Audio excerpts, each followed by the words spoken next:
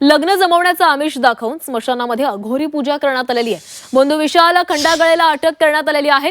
पीडित महिलेकडून 77,000 रुपये लुटण्यात आलेले आहेत। खरात प्रकरणानंतर नाशिकमध्ये भोंदूगिरीचा हा 12वा गुन्हा दाखल झालेला आहे। तर अशा भोंदूगिरीला बळी पडू नका असं अनेकदा आवाहन केलं जातंय, मात्र तरी देखील असे प्रकार वाढताना दिसतात।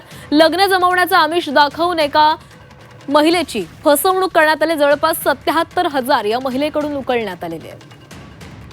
विशाल खटंगडे जो भोंदू बाबा तो त्याचा गुरु होता। तो त्यांनी मला असं बोला की तुला जिथं संग लग्न करायचं असेल तो तुला विधी पूजा सगळं वेगळं करायला लागल।